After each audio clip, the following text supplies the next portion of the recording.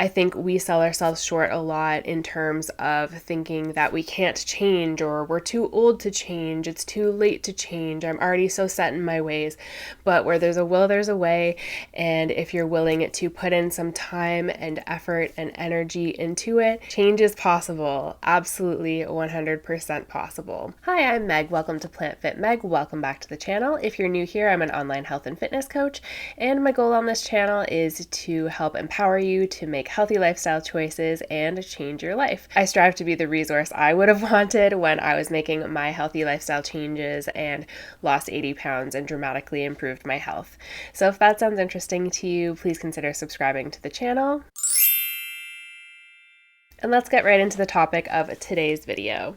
So today I want to discuss food noise, and it seems like food noise has been something that has been talked about a lot more often lately with the introduction of GLP-1 medications and Ozempic and things like this, in that they tend to reduce people's food noise. So I wanted to get into what food noise is, why it can happen, and some strategies for reducing food noise and helping us get through the chaos that can be our own minds sometimes with the food noise and food chatter that can happen, so that we don't stand in our own ways and we can really ignore, bypass, or sit in the discomfort of the food noise and continue to make progress towards our goals. So food noise is fairly common. It is a rumination about food.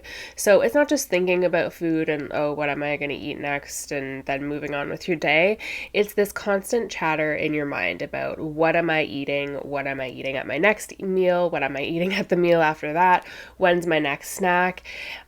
Constantly thinking about food and being very preoccupied with it and having a lot of mental energy going towards food and food choices, and it negatively impacting your ability to live a healthy lifestyle or lose weight or make the food choices that you want to make. Food noise is quite common, so if you're experiencing it, know that you're not alone. I know that it can feel like a lonely place to be when you have this constant chatter going on in your mind and you're in and out of the kitchen and you're constantly just preoccupied with food. And particularly if you have a partner who doesn't experience food noise. I know when I've talked to my husband, Marsh, about this topic, he just cannot contribute anything to the conversation because he just does not understand it. He doesn't experience it.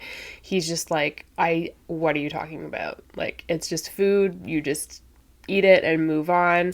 It's not a big deal. So Meg asked me to talk about food noise as a person that has barely ever even heard the term. I kind of thought about it more, and Meg mildly described a bit of what it is, and to understand how it's like you're just thinking about food in your brain kind of all the time, and that's the noise of the food is it's just humming or something.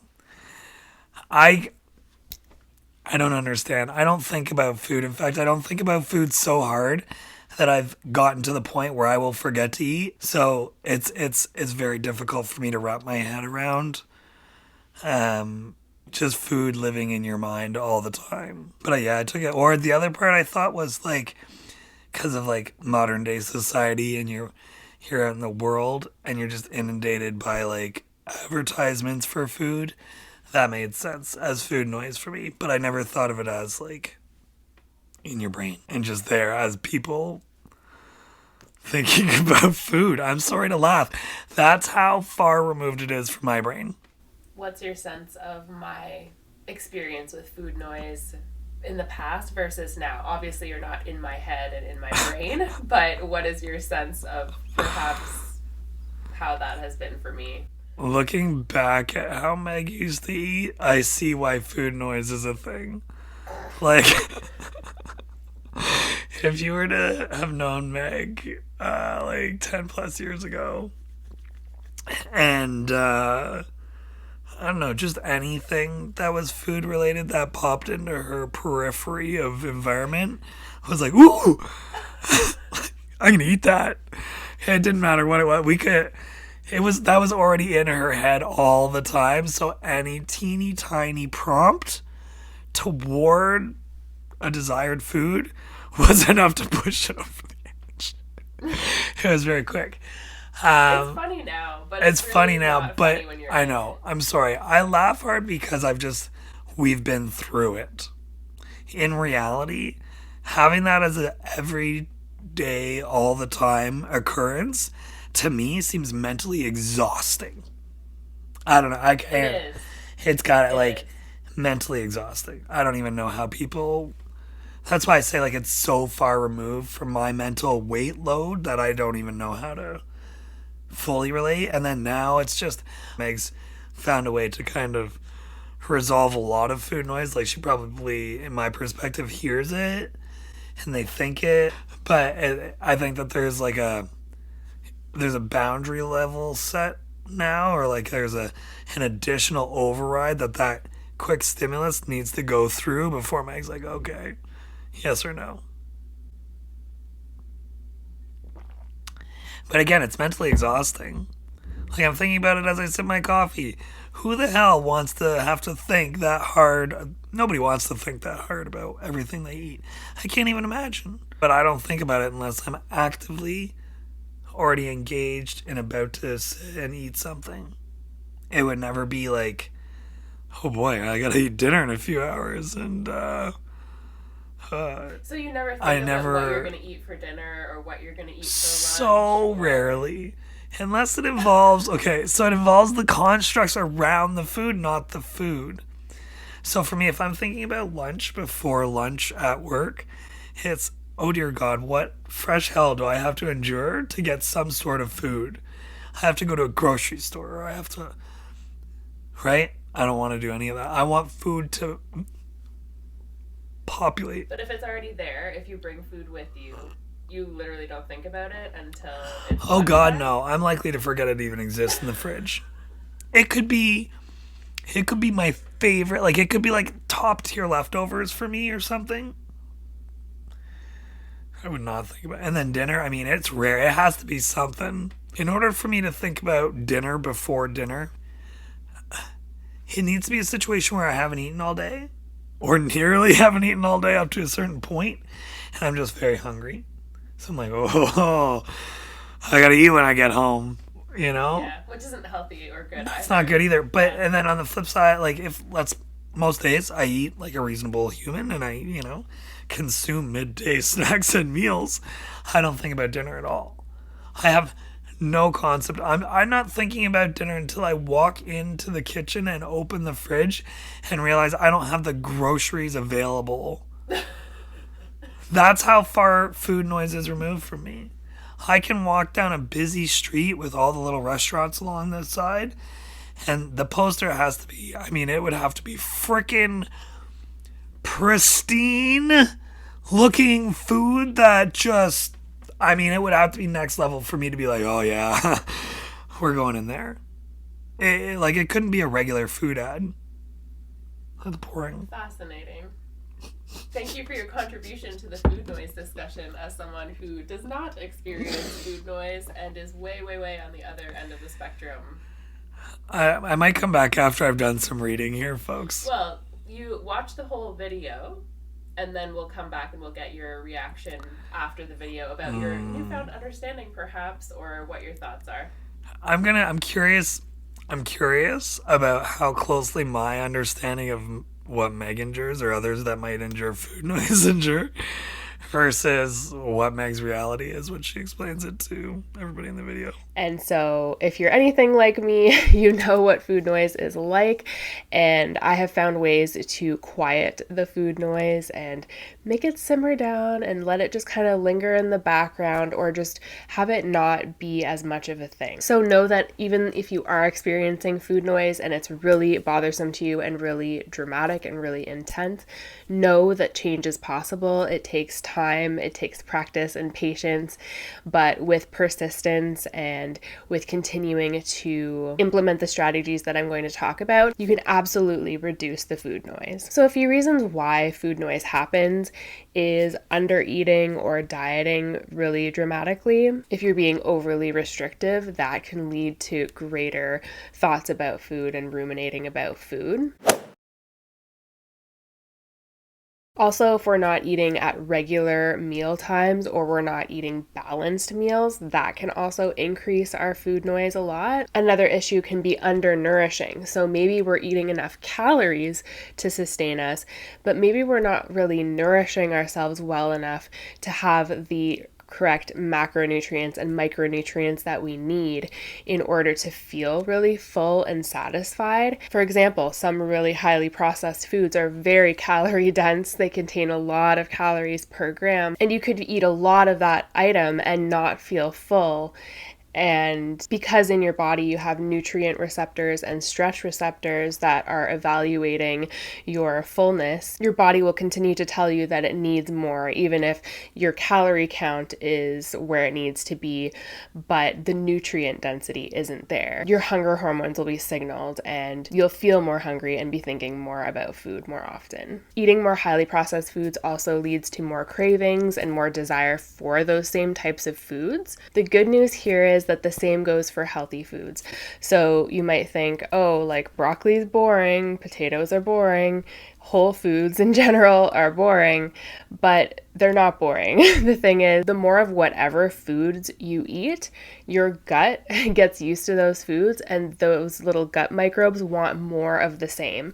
So if you're eating a lot of whole foods and you're really nourishing yourself, your body will want more of that and you'll actually start to want to eat those foods more often and you'll feel so much better eating those foods.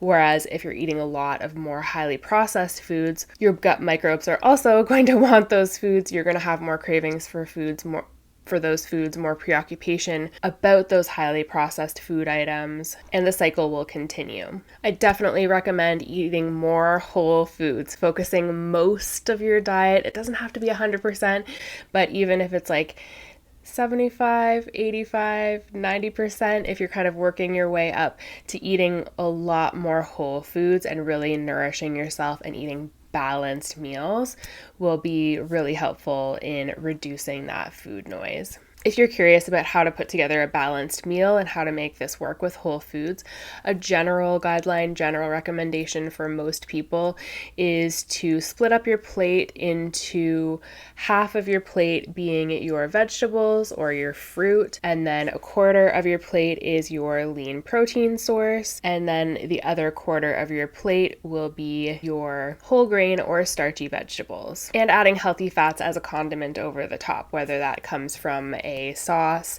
or nuts and seeds, things like that. Another issue with food noise can come up if we're sort of classifying foods as good and bad, or saying I can't have a specific food.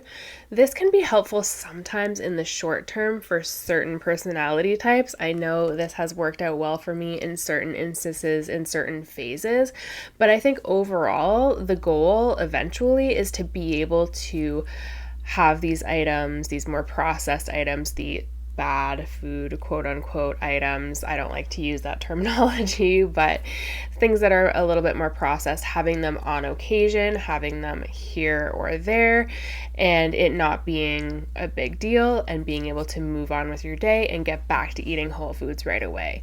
And so if you're really stuck in eating a lot of processed foods, sometimes it is smart to just step away from those foods, just take a break from them for, a week, a couple of weeks, just to reset your taste buds and get back into an eating plan that is more whole and more nourishing. And then consider how you can either recreate your favorite, more highly processed items into a more healthful whole version, or just include it as part of your plan. So maybe on, Friday night, you go out for one meal a week, let's say, and that is fine. You go, you do that, you enjoy it. It's not a big deal. It's not going to hinder your progress because it's just, that one instance. You mindfully indulge and really enjoy it.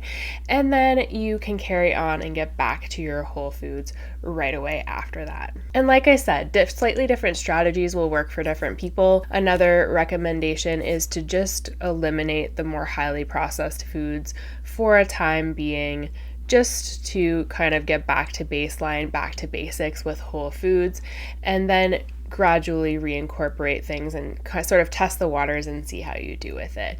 But generally, reducing really ultra highly processed, really hyper palatable foods will be helpful in reducing that food noise and those cravings. Another thing that can be really helpful in reducing food noise is trying to limit your exposure to food. And that might sound odd and kind of difficult to do, but if you are able to curate your environment in such a way that whole foods are the easiest thing to access. They're the most available, most abundant.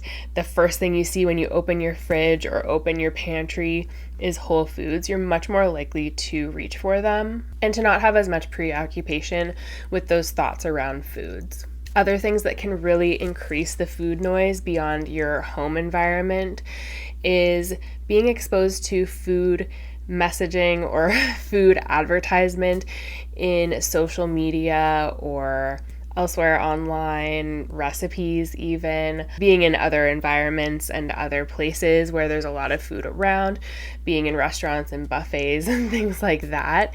So obviously we can't just be hermits and live in our own little bubble and survive and exist there. We do want to go out into the world and enjoy and be part of the community and all of these things. But you can curate your feed. You can unfollow or mute certain accounts that share a lot of really decadent recipes and things that are really tempting that'll kind of get that food noise up and running and going even more. Do your best to ignore advertisements around food and things like that. If you get coupons in the mail, let's say for a fast food place, just you throw them out or just pass them along to somebody else. Having those reminders in your environment can really kick up the food noise more. Food noise can also happen because of boredom, and we're just don't have enough going on in our lives, so we start thinking about food and kind of digging in the fridge and opening and closing the fridge a bunch of times, or digging in the pantry and seeing what's there, what's interesting in the kitchen. So I highly recommend keeping busy and having other activities to go to when food noise strikes and when you're really preoccupied with food. One thing that I find really helpful is moving your body. Get your body moving, go for a walk, even if it's just a little, 5 minutes outside, can be really helpful to just kind of reset and think about your why, think about your goals, think about what is really important to you and what you truly want to be eating and putting into your body and how you want to fuel yourself for your activities and for your lifestyle, rather than just going for, the most highly palatable, most processed thing you can get your hands on. Accept that food noise is a thing. If you're experiencing it, just accept that it is a thing that you are experiencing, and it's something that you can work on and improve and overcome. Just because you're having food noise and experiencing discomfort and having all these thoughts around it doesn't mean that you need to jump into action and eat right away. You can sit in that discomfort and you can learn how to sort of be comfortable with being a little bit uncomfortable and really asking yourself some questions about whether you're hungry or not, why you're wanting to go dig in the fridge for the 12th time today. Is there another need that's not being met in terms of stress or sleep or hydration or social connection? If one of those other issues needs to be solved, then it needs to be addressed in a different way, because eating is not going to solve those issues. And eating and continuing to graze all day will likely result in more food noise, more preoccupation, more thoughts about food. Oftentimes it's easier to have 3 to 4 larger meals per day, eating voluminous whole food based meals, making them enjoyable, but also being able to find joy in other things and find comfort in other things beyond food. Things like moving your body, getting into yoga, writing in your journal, reading a book, talking to a friend, listening to music, dancing. There's so many things that you can be doing with your life besides eating food and being preoccupied with that. I also want to mention that food noise can be really intense when you're in that pattern of using food for everything. What I mean by that is you're eating food when you're hungry, you're eating food just because it's there, you're eating food because it tastes good, you're eating food because you're stressed, because you're overwhelmed, you're eating food because you're happy, you're eating food because you're sad. So, this was my experience for a very long time, and I used food as my coping mechanism for everything, and I also used it when I was happy and celebrating and things like that. It was like any reason to eat was a good reason, whether it was hunger or not. So, I think if you're very stuck in that routine and that habit and that pattern, that loop of behavior, food noise is going to be louder because it's sort of your default setting for everything, for any reason. And it's kind of your source of joy or your source of comfort or your source of stress management. So really look to find other ways to find joy in your life. Do things that make you happy. Find other ways to express yourself or to find joy in other things. Also, finding other ways to manage stress and to lower your stress and not always turning to food for that. It's very difficult in the beginning to break those habits, but the more you practice and the more that you continue to hone that skill and opt for other things, choose other options, and actively make other decisions, then the more that your default setting changes. So maybe your starting point is where I was several years ago, where the default setting is just food anytime, all the time, love it, gotta have it, no matter what. And as you move away from that and the more you make other choices, other things become the default setting. So, for example, when I'm feeling really stressed out, my first kind of go-to things are talk to someone about it, walk or dance, or write about it. Those are kind of like the top things that I do. If it's not immediately fixable, if it's something that I can work on fixing and resolving, then I do that. But those are some other ways that I manage stress. And now they're more default settings. So know that your default right now is not your destiny. It's not necessarily going to be your default forever. You can absolutely change it, and you might be surprised actually how quickly you can make changes and switch things up and change your mindset and change your perspective and change your habits. If you consider food as fuel and as nourishment and as not really an option for coping with these other things or for celebrating and things like that, then you find all these other wonderful ways to manage stress or to celebrate or to deal with overwhelm in a much, much more productive, helpful, beautiful ways. All right, so after watching the video, what are your thoughts? It was way, way more involved than I thought. When I think of food noise, I thought of very, I don't know, now obvious things like, oh, there's advertisements for food. Or, I don't know, I left junk food around. Things that are very obvious, like... Yeah, like an instigator that would create the food noise, perhaps, or... Yeah, but this is more just like... Which those things don't help, for No, sure. certainly not. But like, you were saying at one point where it was... I feel happy, I feel sad, I'm celebrating, I'm not celebrating. I'm like, it was like any excuse. Oh, yeah. Food to was me, it was so like, important. How is food the central of everything? I don't know. That's very foreign concept for me. Yeah.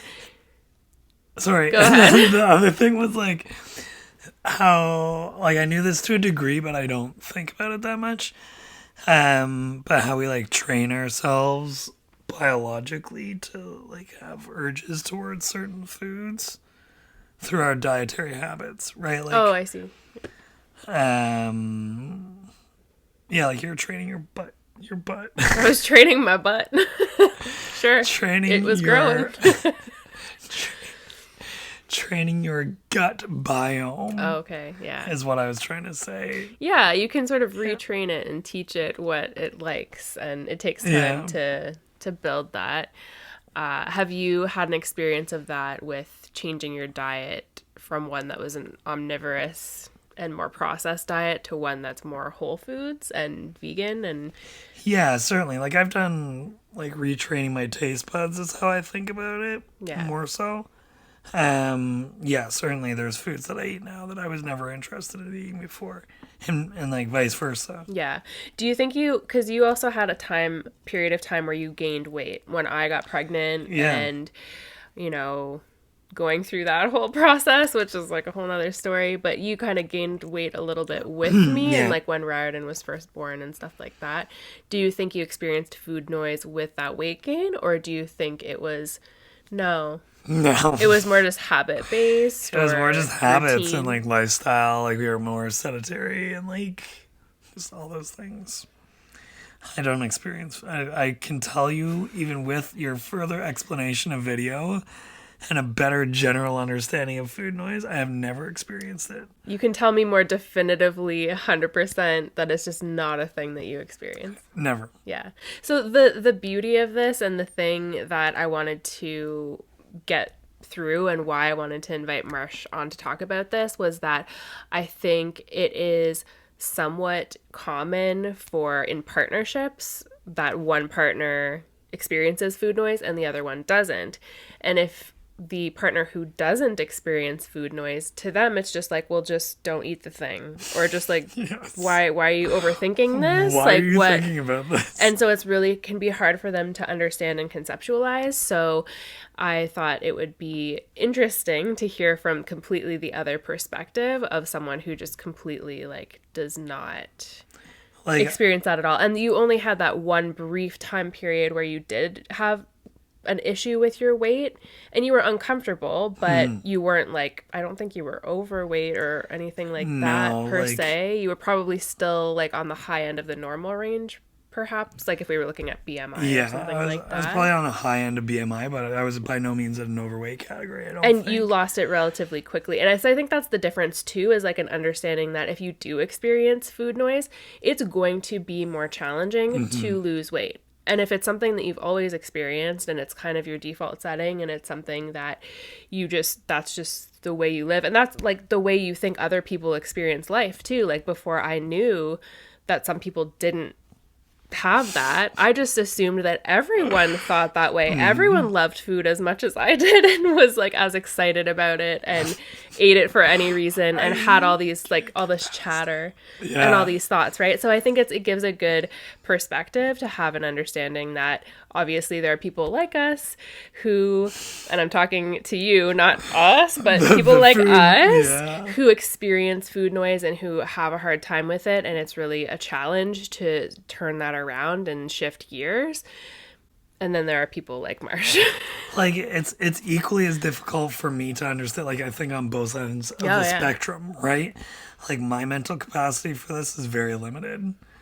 Whereas for you, the concept of not having food noise is equally as foreign, it seems, right? Yeah. And we could probably film like the almost opposing video of like how to gain weight, how to remember to eat foods, and like for me, it's like that doesn't happen often. Yeah, that I forget to eat, or like it happens occasionally and not often. And the great thing is that there's change is possible on either end of it. So if you're someone who is experiencing food noise and having a really hard time with it, and it seems insurmountable and it's just the chatter is just nonstop, you can tell that voice to just shut up. Like you can just, it's not you, it's just thoughts, and you can literally shut it down and work towards shutting it down and ignoring it, just living in the discomfort, not acting on it every single time. And the more you practice it and the more you flex that muscle, the easier it gets. And like I talked about earlier in the video, your default setting absolutely can change